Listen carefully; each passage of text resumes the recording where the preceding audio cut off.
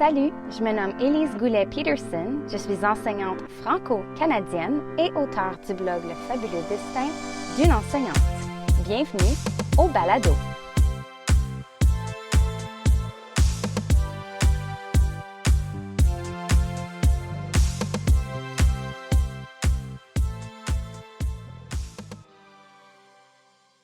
Le 4e épisode de la série pour préparer la rentrée scolaire parlera de communication entre l'école et la maison. Je m'appelle Élise, je suis une enseignante canadienne-française qui enseigne en Ontario depuis 14 ans.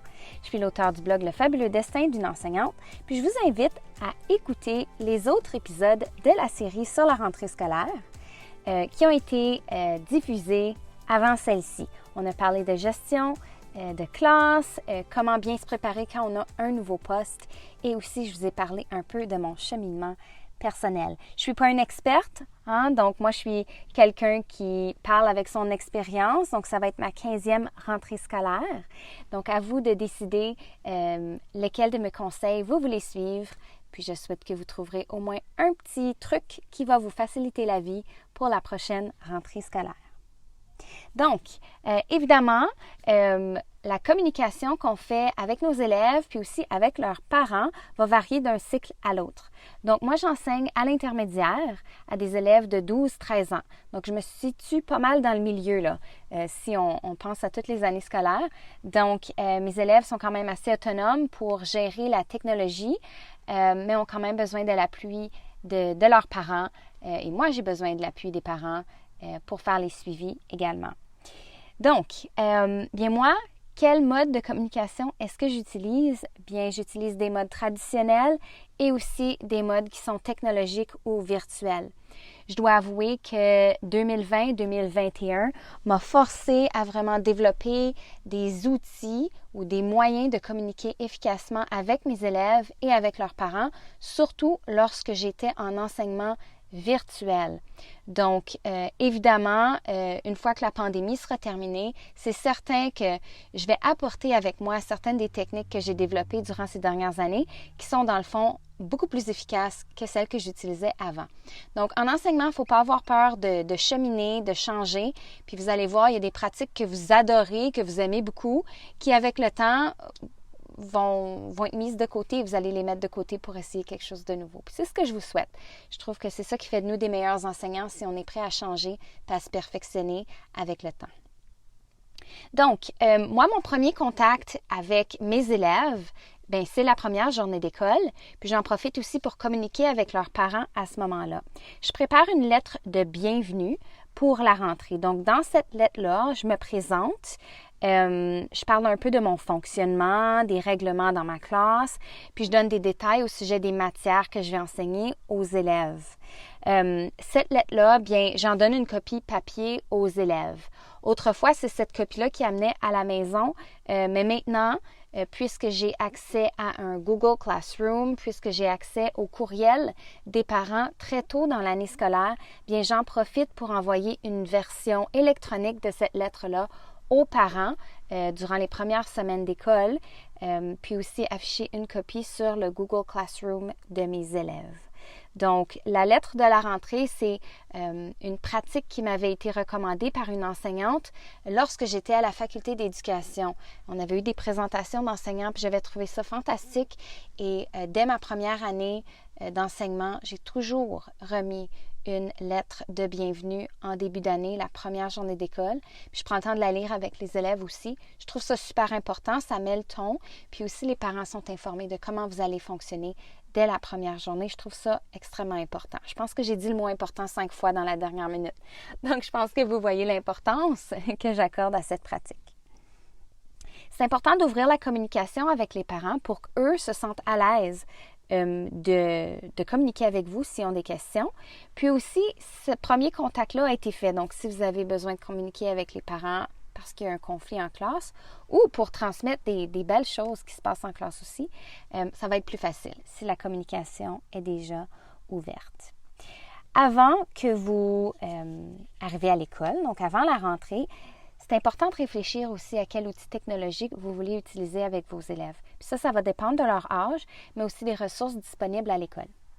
De mon côté, depuis la pandémie, chaque élève a maintenant accès à un appareil électronique. Donc, moi, avant la rentrée, je prépare un endroit virtuel qui sert de salle de classe, qui sert aussi de cartable pour réunir les travaux et les notes de cours. Et c'est un Google Classroom. Donc, c'est possiblement pas tout le monde qui, avec leur école, sont branchés à Google. Personnellement, mon conseil scolaire en entier est branché avec les outils d'éducation pour Google. Donc, tous mes élèves ont un compte. Ça me facilite la tâche de ce côté-là. Donc, je crée un Google Classroom. Ça va être ma plateforme virtuelle pour l'année scolaire et je l'utilise tout le temps. Donc, de plus en plus, j'affiche certains documents seulement en virtuel. Il y en a qui sont donnés en format papier aussi, mais je dois dire que plus de la moitié maintenant se fait en virtuel. Quand je parle ici là, de communication aux parents, de notes de cours, de consignes pour les travaux. Au niveau papier, mes élèves ont des cahiers d'écriture, puis c'est là-dedans qu'ils vont faire beaucoup de leur écriture, mais la paperasse là, que je devais photocopier autrefois, là, maintenant, c'est plus en mode virtuel et c'est partagé à travers Google Classroom. Mon Google Classroom, bien, je l'organise comme j'organise le cartable des élèves. Donc moi, comme étant enseignante de français, là, je divisais toujours le cartable des élèves communication orale, lecture, écriture, grammaire et varia.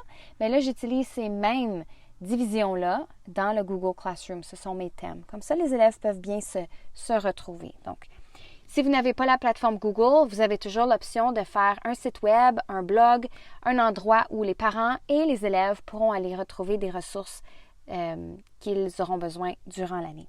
Avec ces outils-là aussi, on peut donner accès aux parents. Donc, avec Google Classroom, ça se fait quand même assez facilement. On peut inscrire le parent sous le nom de l'élève. Donc, les parents peuvent recevoir des mises à jour également, des dates d'évaluation, des travaux à remettre, des travaux en retard. Donc, si vous avez la plateforme Google avec votre école et que vos élèves sont quand même assez vieux pour gérer la technologie, je vous recommande Google Classroom. Bref, je vous recommande dès le début de l'année d'établir un premier contact avec les parents en remettant une lettre de la bienvenue que vous donnez aussi à vos élèves et que vous lisez ensemble, qui explique comment vous fonctionnez et dans laquelle vous pouvez vous présenter. Ensuite, avant la rentrée, pensez à quelle plateforme virtuelle vous aimeriez utiliser avec vos élèves pour communiquer de l'information, du contenu de cours. C'est pratique si jamais votre école doit changer au mode virtuel ou si vous allez déjà avoir cette plateforme-là d'installer, puis les élèves seront familiers avec et les parents aussi. La communication, ça se fait tout le temps. Donc, profitez du temps que vous êtes à l'école pour transmettre votre information aux élèves, mais c'est bon d'avoir des outils si jamais vous devez communiquer en virtuel. Assurez-vous de garder la communication ouverte tout le temps, OK? Avec vos élèves en classe, à travers leur liste de devoirs, avec les parents. Puis, n'ayez pas peur. Hein? Quand vous communiquez avec les parents, vous n'avez pas besoin de juste communiquer avec eux quand il y a quelque chose de négatif qui est arrivé en classe. Les parents apprécient avoir un petit message de temps en temps, un petit coucou qui montre soit des choses qui ont été faites en classe ou juste pour dire que leur enfant progresse bien ou se comporte bien.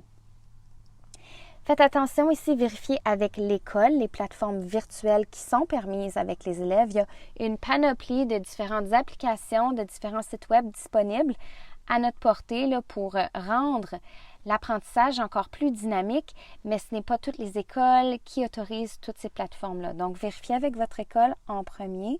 Aussi, vérifiez avec votre école si les élèves ont besoin de signer un contrat d'utilisation, les parents aussi, pour utiliser la technologie. Il y a aussi plusieurs écoles ou conseils scolaires qui demandent la permission des parents avant de publier des photos ou les noms des élèves. Donc, c'est quelque chose à vérifier, ça aussi, avant de plonger pleinement dans le mode virtuel et les outils technologiques.